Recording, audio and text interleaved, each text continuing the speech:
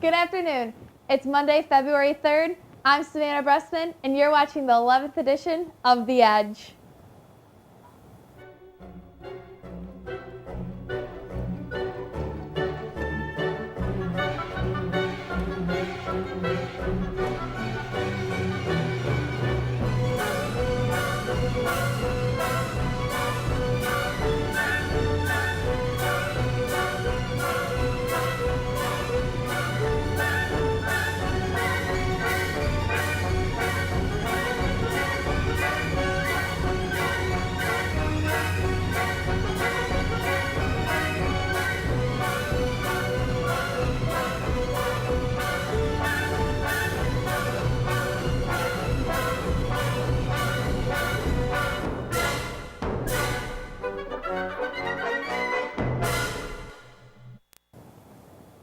This year, FFA went to their leadership competition on January 30th.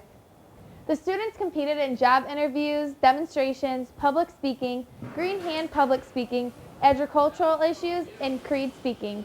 They have been working hard since mid-November for this competition. The students were very excited and ready to compete. We hope the competitors did their best. Well, the students have had the materials to practice with and actually chose their topics since the end of November. And then they have practiced every Thursday evening class, and then also before and after school, and before that class on Thursday nights as well. We are bringing in tonight, a week before contest, our alumni members who will be their judges for the night, and they'll be practicing even more tonight. When living in a place like Michigan, just some small helpful tips on what to do in the snowy and icy weather can really help you out. The Edge's own Justin Kruger lets us in on some little secrets. Snow and ice are almost unavoidable. I have a few simple tricks to get around the bad weather. First, the biggest thing that someone would need to do is keep warm.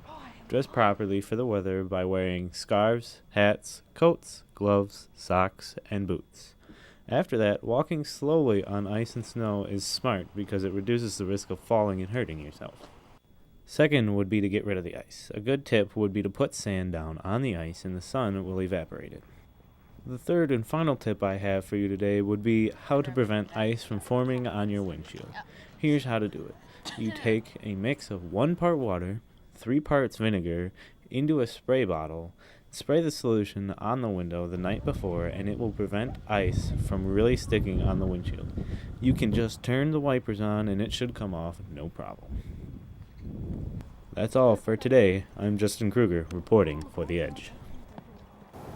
Some see winter as a time to stay inside and drink hot cocoa, but others want to go out and have fun in the snow.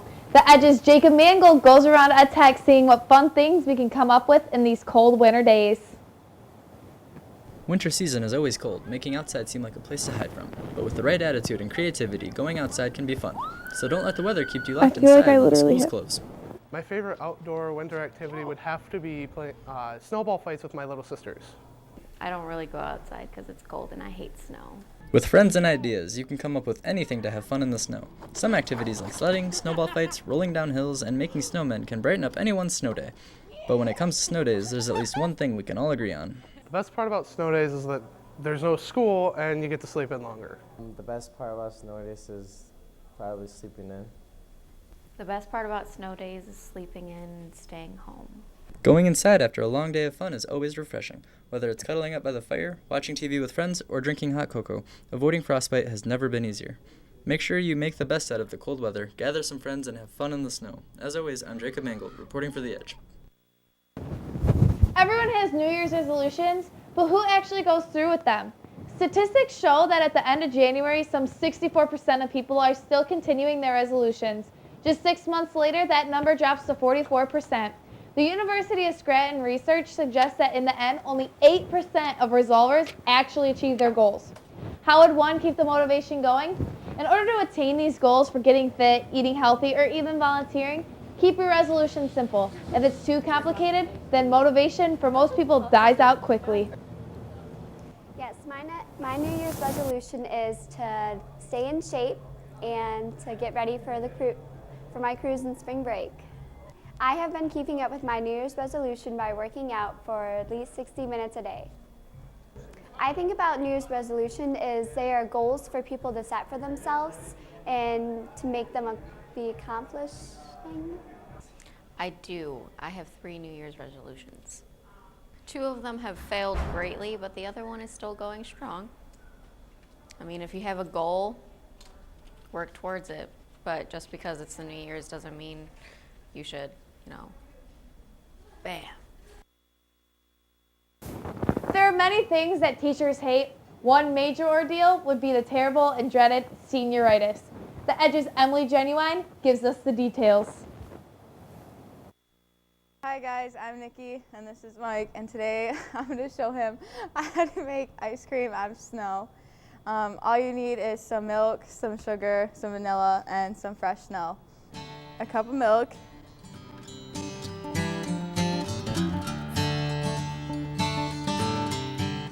a half a cup of sugar. So Mike, you can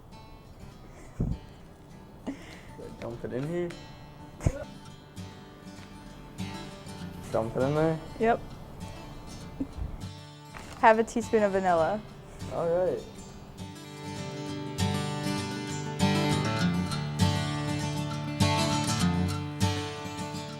Now you're going to mix together until the sugar is fully dissolved, so about for 3 minutes. Next you're going to add in the snow 1 cup at a time. Until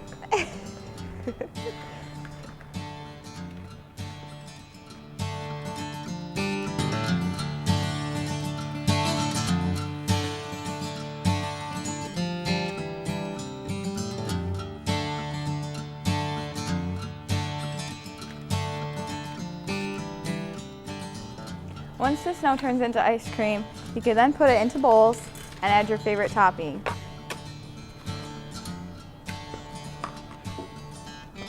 Some caramel, Mike, on your ice cream. I love caramel. Doesn't that look delicious?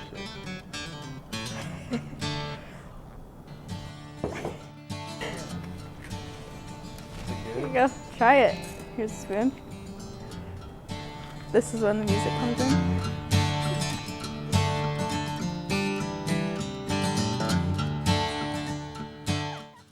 There are many things that teachers hate. One major ordeal would be the terrible and dreaded senioritis. The Edge's Emily Genuine gives us the details. I was infected with this senioritis thing way back in 8th grade, because technically that was high school. I've been infected with senioritis since 8th grade.